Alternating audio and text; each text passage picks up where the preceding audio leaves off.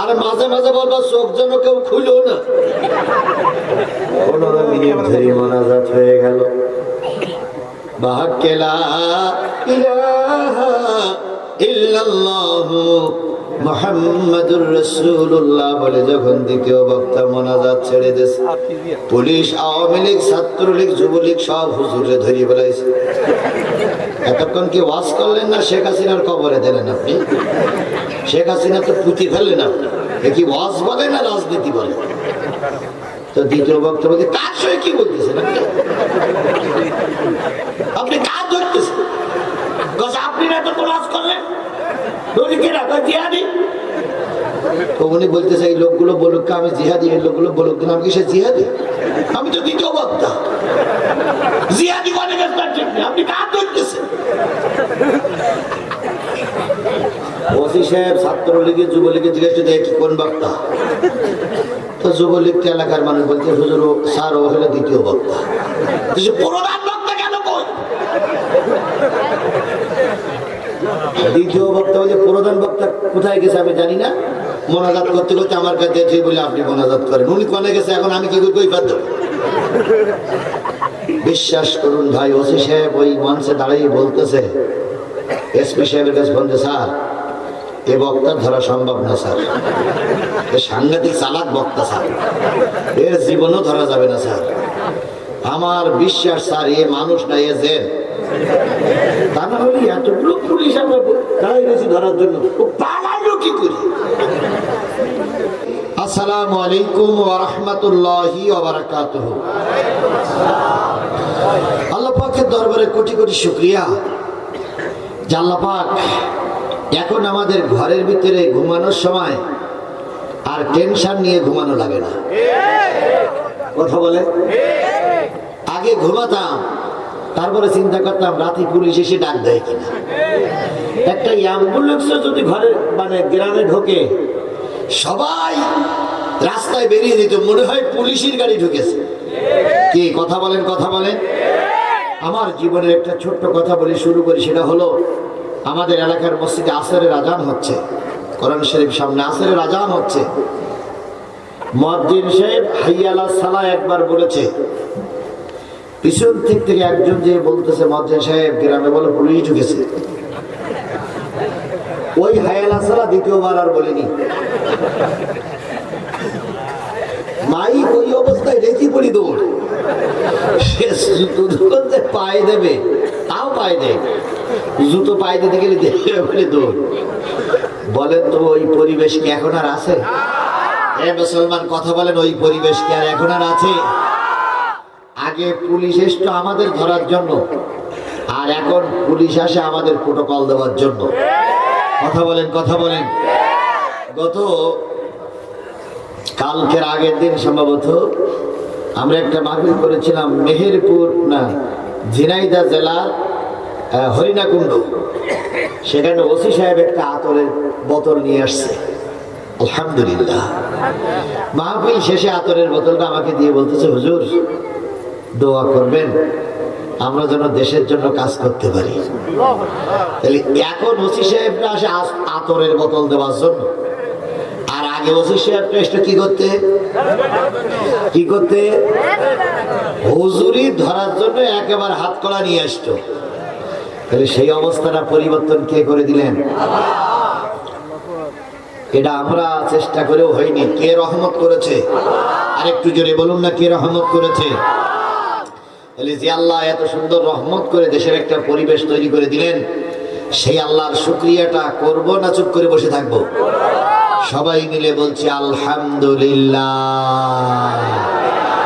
আরেকটু জোরে বলুন তো আলহামদুলিল্লাহ। ভাই আপনি আমি যে সুন্দর চেহারা নিয়ে বসে আছি, আপনি আমি 3.5 হাত বডির ভিতরে কোটি কোটি সম্পদ নিয়ে ঘোরাফেরা করছি, এটা কে দিয়েছেন? আরেকটু জোরে বলুন তো কে দিয়েছেন? পৃথিবীর শ্রেষ্ঠতম সৃষ্টি জীব হলো আল্লাহর বান্দা মানুষ। ওয়ালাকাদ কাররামনা বানি আদম। আল্লাহ বলেছেন আমি বনি আদমকে সবচেয়ে সম্মানিত করে দুনিয়ায় প্রেরণ করেছি। কথা বলেন ঠিক না বেঠিক? এই মানুষের চাইতে বড় মর্যাদাশীল মানুষ আর পৃথিবীতে কেউ নাই। দেখেন না, একটা একটা মানুষের হাত একরকম, পা একরকম, হাতের সঙ্গে পায়ের সঙ্গে অনেক সময় মিল পাওয়া যায়, কিন্তু একটা জিনিসের সঙ্গে কারোর সঙ্গে মিল হয় না। একজনের চেহারার সঙ্গে আর একজনের চেহারা মিল হয় না। মঞ্চে যতগুলো লোক বসে আছে প্রত্যেকের চেহারা আলাদা আলাদা, কথা বলেন ঠিক না বেঠিক? এপাশে যারা বসে আছেন প্রত্যেকের চেহারা আলাদা আলাদা, কারোর চেহারার সঙ্গে কারোর মিল নাই। এটা কেন নাই? আল্লাহ রাব্বুল আলামিন ফেরেশতাদের বললেন, ফেরেশতারা, মানুষের পা বানাও তোমরা, বডি বানাও তোমরা, হাত বানাও তোমরা, মানুষের শরীর বানাও তোমরা, কিন্তু একটা জিনিস তোমরা বানায়ো না, সেটা হলো মানুষের চেহারা। ওই মানুষের চেহারাটা আল্লাহ পাক নিজে কুদরতি হাতে মানুষের মাথার কাছে বসে বসে এই মানুষের চেহারাটা আল্লাহ নিজে হাতে কুদরতি হাত দিয়ে তৈরি করেছে। এই জন্য মানুষের চেহারার পরে মাপতে নিষেধ করা হয়েছে, কারণ এটা কে বানিয়েছে? আল্লাহ আপনার সুন্দর চেহারা দিলেন, নাকের জায়গায় নাক দিলেন, কানের জায়গায় কান দিলেন, চোখের জায়গায় চোখ দিলেন। যে আল্লাহ এত সুন্দর করে তৈরি করেছে, সেই আল্লাহর শুকরিয়াটা আসতে না জোরে। কারোর জবান বন্ধ থাকবে না, সবাই মিলে বলছি আলহামদুলিল্লাহ। বাদশাহ হারুন আর রশিদ নাম শুনেছেন আপনারা? ওনার একজন স্ত্রী ছিল, নাম হলো জোবাইদা। কি নাম? জোবাইদা। পৃথিবীতে শোনা যায় যত মহিলা দান করেছে তার ভিতরে জোবাইদার চাইতে বেশি নাম করা মহিলা পৃথিবীতে পাওয়া যায়।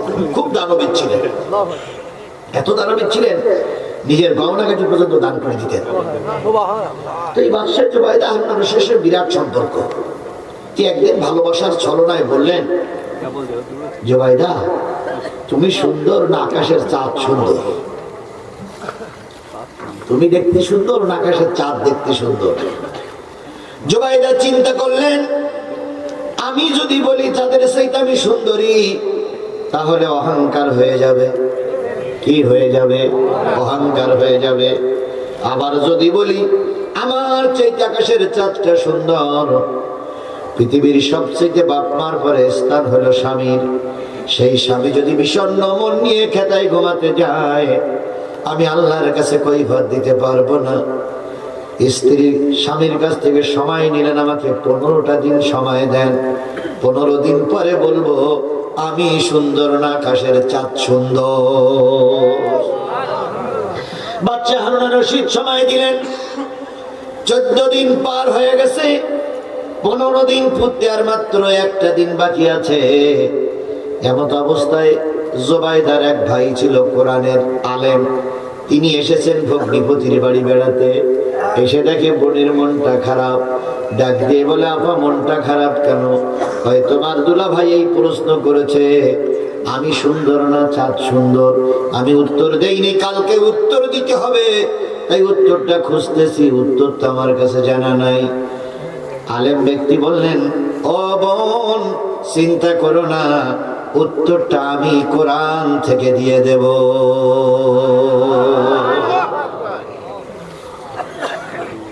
বোন খুশি হলেন। স্ত্রীর ভাই হারুন আর রশিদের শালা বলেন তো আপনারা নাকি? শালক। উনি গেছেন মসজিদে নামাজ পড়তে, যেই বলতেছে, দুলা ভাই মাগরিবের নামাজটার ইমামতি আমি করি। এই বেটা ইমামতি সেই নামাজ জায়েজ নাই, ইমামতি সেই নামাজ ইমামতি কই দুলা ভাই আমি তো আলেম, ইমামতি করতে পারবো না। কই পারবা, কিন্তু সেই কয় একটু দিয়ে না, একটু নামাজ পড়াই, আপনি আমার দুলা ভাই না। তো বাচ্চা হারুন আর রশিদ সময় দিয়েছে। এবার শালক আলেম ব্যক্তি সূরা কেরাত শুরু করেছে, আলহামদুলিল্লাহি রাব্বিল আলামিন আর রহমানির রহিম মালিকি ইয়াউমিদ্দিন গায়রিল মাগদুবি আলাইহিম ওয়ালাদ-দাল্লিন। মাঝখানে ওগুলো পড়েছে, আমি বাদ দিচ্ছি না। এরপরে পড়তেছে ওয়াত্তিন ওয়াজ-যাইতুন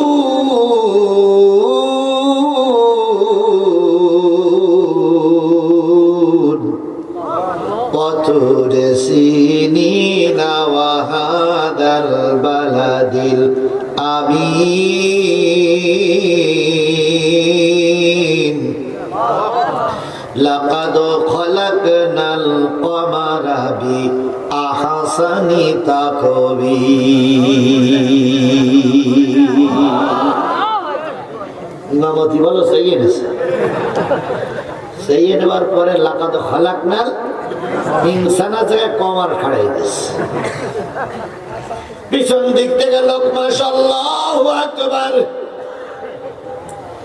মেহমান আবার গোড়ায় আসছে লাকাদ খালাকনাল কমারা ফি আহসানি তাকওয়িম আবার লোক আসলো তিনবার পরে এবার শালক আলেম ব্যক্তি বললেন লাকাদ খালাকনাল ইনসানা ফি আহসানি তাকওয়িম নামাজের সালাম শেষ হওয়ার পরেই বাদশা হারুন আর রশিদ লাভ করে বলে বিয়াদব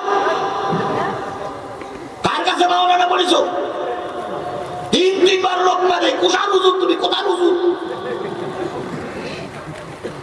তার শালক বিনয়ের সঙ্গে বলে দিল ভাই ভুল কোন জায়গায় হয়েছে বলে ঠিক পাও না লাকাদ খালাকনাল ইনসানা ফি আহসানি তাকওয়িম বারবার বলতেছে লাকাদ খালাকনাল কমারা ফি আহসানি তাকওয়িম কমার কেন কমারের পর তোমার অত টান কেন বলতেছে দুলা ভাই তাহলে আল্লাহ কাছে কি বললেন নিশ্চয়ই মানুষকে সর্বোত্তম সবচেয়ে সুন্দর করে তৈরি করেছি এটা কার কথা আর একটু জোরে বলেন কার কথা তাহলে আল্লাহ বললেন মানুষ সুন্দর আপনি আমার বুড়ির কাছে প্রশ্ন করলেন কেন সাত সুন্দর না তুমি সুন্দর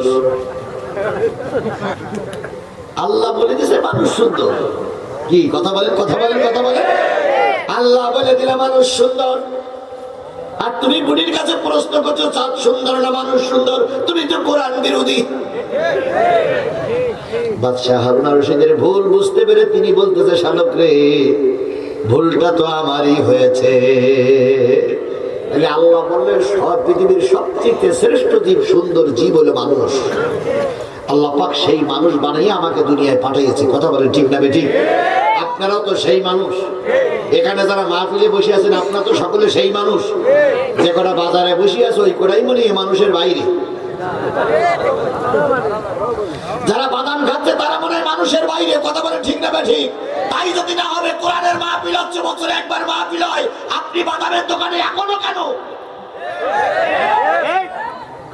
তাহলে আপনি কি মানুষ শুধু অন্য কিছু যদি প্রকৃতি মনে করেন এই মানুষ 10 মিনিট সময় দিলাম কোরআনের মাহফিলে এসে বসুন এরপরেও যদি না বসেন তাহলে আল্লাহ বলো বলেছে উলাইকা কাল আনাম এরা হলো চতুষ্প জন্তুর চাইতে আরো খারাপ এই মানুষের ভিতরে কিছু মানুষ আছে চারি পেয়ে জন্তুর চাইতে খারাপ কথা বলেন ঠিক না বেটি চারি পেয়ে জন্তুর চেয়ে মানুষ যদি খারাপ না হতো বিনা বিচারে বছরের পর বছর আলেমরা জেল খাটতে পারতো না চারি পেয়ে জানোয়ারের চেয়ে মানুষ যদি খারাপ না হতো আল্লামা সাঈদী জেলখানায় মারা যেত না চারি পেয়ে জানোয়ার চেয়ে যদি মানুষ খারাপ না হতো ইসলামী আন্দোলনের নেতাদের ফাঁসির কাস্টে ঝুলিয়ে মারা হতো না এই মানুষ রূপী কিছু জানোয়ার পৃথিবীতে আছে না নাই আমরা কি ওই দলে না মানুষের দলে বলেন ওই দলে না মানুষের দলে মানুষের দলে যারা তারা কোরআনের মাহফিলে আসবে আর মানুষের দলে যারা নাই তারা ওই দলে থাক এখন আপনি ওই দলে থাকবেন কি মানুষের দলে থাকবেন দায়িত্বটা আপনারে দিলাম আল্লাহ আমাদের মানুষের দলে রেখে কোরআনের ছায়া তলে বসার তৌফিক দিলেন এই জন্য আল্লাহ দরবারে শুকরিয়া আলহামদুলিল্লাহ সর্বকালের সর্বশ্রেষ্ঠ নবী আমার নবীর চাইতে উত্তম মানুষের পৃথিবীতে কেউ ছিল না ভাই কেউ ছিল না আর কেউ কি আসবে বলে মনে হয় যদি বলেন কেউ কি আসবে বলে মনে হয় কেউ আসবে না নবীর চাইতে ভালো মানুষ আর কখনো পাওয়া যাবে না ভাই ওই মানুষগুলো ধন্য যারা নবীকে নিজের সামনে বসে বসে দেখেছে হযরত আনাস রাদিয়াল্লাহু তাআলা বলেছেন আমি একটা পূর্ণিমার রাতে ফাঁকা জায়গায় নবীকে নিয়ে বসেছিলাম নবীর চেহারার দিকে তাকালাম আর ওই পূর্ণিমার চাঁদের দিকে তাকালাম পূর্ণিমার চাঁদের ভিতরে কলঙ্কের ছাপ পেয়েছি নবীর চেহারার ভিতরে কোনো কলঙ্কের ছাপ ছিল না। হযরত আয়েশা সিদ্দিকা রাদিয়াল্লাহু তাআলা আনহা বলেছেন, আমার জাতি ভালো করে শোনো, ইউসুফের চেহারা দেখে তৎকালীন একদল নারীরা ফল কাটতে যেয়ে কি কেটে ফেলেছিল? আঙুল কেটে ফেলেছিল। আর আজকে সেই নারীরা যদি আমার নবীকে দেখতো, কখন জানি আঙুল না কেটে নিজের কলিজাটা কেটে ফেলতো। মদিনার নারীরা বলেছেন, ঘরে খাবার নাই, খাবার জোগাড় করতে পারি না, বাচ্চারা কেঁদেছে, মা খেতে দাও। মার গলা জড়াই ধরেছে, বলেছে, মা ক্ষুধার সহ্য করতে পারি না, খেতে দাও। মায়েরা চিন্তা করেছে খাদ্যের ব্যবস্থা করতে পারবো না, তাই ডেকে নিয়ে নবীর দরবার মসজিদ পর্যন্ত পৌঁছে দিয়েছে। আর ইশারা করে বলেছে, ইয়া রাসূলুল্লাহ, বাচ্চার ঘরে খাবার নাই, খেতে দিতে পারলাম না, আপনার দরবারে দিয়ে গেলাম। 2 দিন 3 দিন 4 দিন পর মা মদিনার মসজিদের গেটে যেয়ে বলেছে, বাজান রে, অনেক কষ্ট করে খেজুর আর রুটি পানির ব্যবস্থা হয়েছে, বাড়ি চল। বাচ্চাটা মসজিদ থেকে বেরিয়ে এসে মার গালে চুমা দিয়ে বলেছে, আম্মু ফিরে যাও, খাদ্যের প্রয়োজন নাই। নবীর চেহারার দিকে তাকাই থাকলে পেটে ক্ষুধা থাকে না। ও আমার জাতি, এই ছিল আমার নবী, আপনার নবী। কথা বলেন ঠিক না ঠিক? সেই নবীর বিরুদ্ধে এখন অনেক কথাবার্তা হয়। তুমি মুসলমান, তোমার দিলের ভিতরে একটু কম্পন সৃষ্টি হয় না? আল্লাহই ভালো জানে কিয়ামতের দিন নবীর দরবারে তুমি আর আমি দাঁড়াতে পারবো কিনা। সুতরাং সেই আদর্শবান নবী, সেই নেতার নামে দুরূদ আর সালাম সাল্লাল্লাহু আলাইহি ওয়াসাল্লাম। বন্ধুগণ, তাফসীরুল কোরআন মাহফিলে আল্লাহর কোরআন থেকে তাফসীর হোক, এটা কি আপনারা চান? এই যে রাত বসে আছেন জেগে জেগে কোরআন থেকে আলোচনা হোক, এটা কি আপনারা চান? সবাই মিলে চান? কোরআনের আলোচনা আমরা করার জন্য সূরা আল ইমরানের 133, 134, 135 নম্বর 3টা আয়াতের আলোচনা নিয়ে এসেছি। আমরা কি আলোচনার শেষ পর্যন্ত থাকার জন্য রাজি আছি ভাই? আল্লাহ আমাদের শেষ মোনাজাত পর্যন্ত কবুল করুক। সকলে মিলে বলুন আমিন। আরেকটু জোরে বলেন আমিন, আরেকটু জোরে বলেন আমিন। বলুন তো, এই কোরআন কাদের ভালো লাগবে? এই কোরআন ভালো লাগবে ঈমানদার লোকের। আর এই কোরআন ভালো লাগে না মুনাফিকের, এই কোরআন ভালো লাগে না কাফেরের। সারাদিন কষ্ট করেছেন না ভাই আপনারা? মাঠে আলু গাড়ার সময়, ধান কাটার সময় অনেক কষ্ট করেছেন। আপনাদের চেহারা দেখে আমি বুঝতেছি আপনারা অনেক কষ্ট করেছেন, অনেক মেহনত করে এসেছেন। সবাই কিন্তু চাকরিজীবী নয়, প্রায় সব আমরা কি কৃষক। কৃষকেরা সারাদিন মাঠে কাজ করেছে, আগামীকাল সকালবেলা আবার মাঠে কাজ করার জন্য যাওয়া লাগবে। এই যে কষ্ট করে বসে আছি, কিছু পাওয়ার আশায় তো, কি বলেন, কিছু পাওয়ার আশায় তো। যদি কিছু নাই পাই, যদি আমাদের কপালে কিছু নাই জোটে, তাহলে রাত জেগে তো লাভ নাই। সুতরাং আমরা আজকে এখান থেকে কিছু সম্বল হাসিল করে নিয়ে যাব। আল্লাহ আমাদের নিয়ে যাওয়ার তৌফিক দান করুন।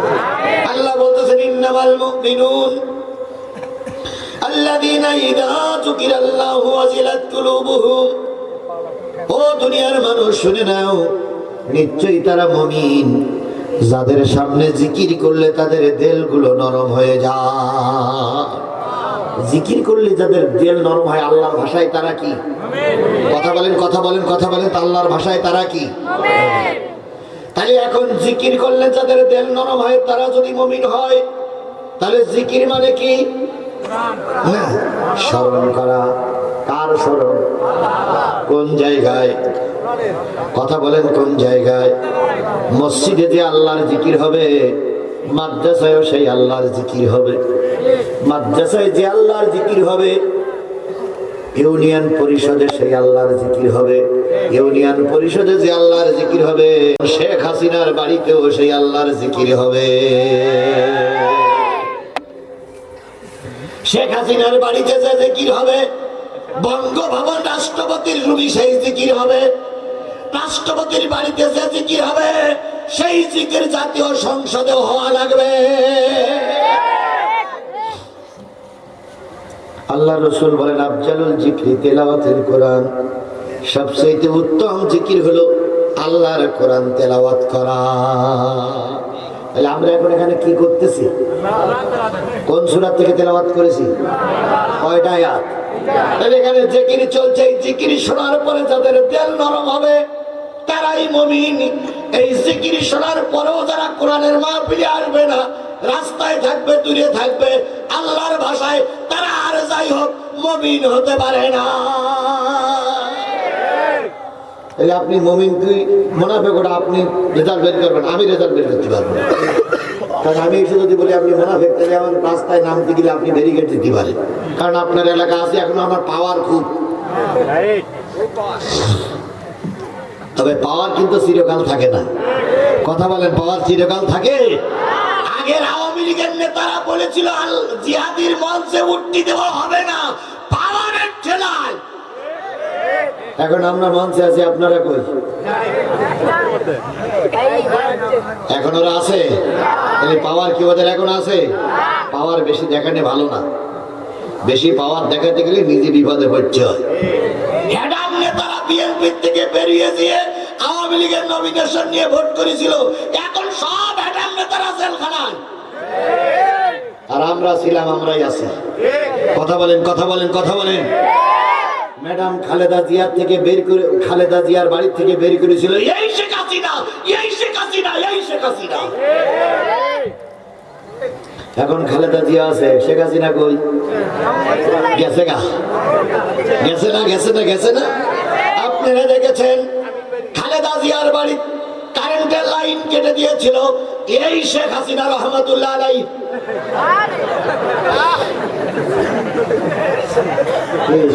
খালেদা জিয়ার বাড়ির লাইন কেটে দেয়নি, কেটে দেয়নি। একজন অমুসলিম কারেন্টের লাইন পায়, একজন কমিউনিস্ট পার্টি কারেন্টের লাইন পায়, একজন ভ্যান চালক কারেন্টের লাইন পায়, আর 3 বারের প্রধানমন্ত্রীর কারেন্টের লাইন বন্ধ করে দেয় এই হযরত শেখ হাসিনা।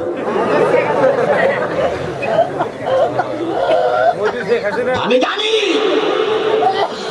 আওয়ামী লীগের প্রেতাত্মা সব জায়গায় কিছু কিছু আছে, কথা বলে ঠিক না ঠিক? আমার কথার পরে ওরাই আমার বিরুদ্ধে সমালোচনা করে। যতই সমালোচনা করো, সেদিন আমার মঞ্চে উঠতে দেওনি, আমার সে কথাগুলো ভুলে যায়নি, সব কথা মনে আছে, সব কথা মনে আছে, সব কথা মনে আছে। এই যোগীর খবরে যে মাহফিল বন্ধ হয়েছে, এখানে বন্ধ হয়নি, এখানে চলবো আলহামদুলিল্লাহ। কত কষ্ট করে যে আমাদের মাহফিল করে বেরিয়ে যেতে, তারপর ঠিক ঠিকানা নেই। এক মাহফিলে 4-5টা পুলিশ ঘেরাও করে ফেলেছে। পুলিশ লীগ, আওয়ামী লীগ, যুবলীগ, ছাত্রলীগ, ডেন্টাল লীগ, লুঙ্গি লীগ, সব লীগ। মঞ্চে পুলিশ, পিছনে পুলিশ, সামনে পুলিশ। তো শিবিরের সেক্রেটারি, শিবিরের সভাপতি এসে বলতে, হুজুর আজকে মনে হয় বেরিয়ে যাওয়ার কোনো লাইন নেই। আমি বললাম কেন, কেন কে বাপ? চারিদিক দেখেন, তুমি দেখতেছো সব ভদ্রলোকেরা বসে আছে, সাদা পোশাকধারী, কোমরে পিস্তল, অধিকাংশে অস্ত্রধারী, মাথায় হেলমেট। তো আমি চিন্তা করলাম আজকের পরে আর ওয়াজ আমার হবে না, আজকেই আমার ওয়াজ শেষ, তো বসানটা ঠিক মতন হোক। তো সেই দিন যা ওয়াজ করেছিলাম ভাই, আমার জীবনে এত গরম কথা আর হয়নি। এবার ওয়াজের এক পর্যায়ে, শেষ পর্যায়ে মোনাজাত করব। শিবিরের সভাপতি চিঠি লিখলো, হুজুর দ্বিতীয় বক্তা আপনার পাশে বসে আছে, ওয়াজ মোনাজাতের অর্ধেক আপনি করবেন আর অর্ধেক ওই দ্বিতীয় বক্তা দেবেন, এরপরে আপনি বেরিয়ে আসবেন, দেখা যাক কি হয়। আজকে দ্বিতীয় বক্তা কই? তো দ্বিতীয় বক্তা সেদিন গাইনি ছিল। তো আমি চিন্তা করলাম তাই শিবিরওয়ালার একটা কৌশল অবলম্বন করে, আমি একটা কৌশল অবলম্বন করি। আমি মোনাজাতের আগে বললাম, ভাই আমি মুসাফির, আমার দোয়া আল্লাহ ফিরাই দেবে না। পুলিশ ভাইরা যারা আছেন, বউ ছেলে মেয়ে নিশ্চয়ই বাড়ি আছে, আপনাদের বাচ্চা কাচ্চা বিপদে পড়ুক, এটা আপনারা চান না। তো আমরা সবাই একটু চোখ বন্ধ করে দোয়া করি, আল্লাহ যেন ওদের পরে রহমত না দিবে।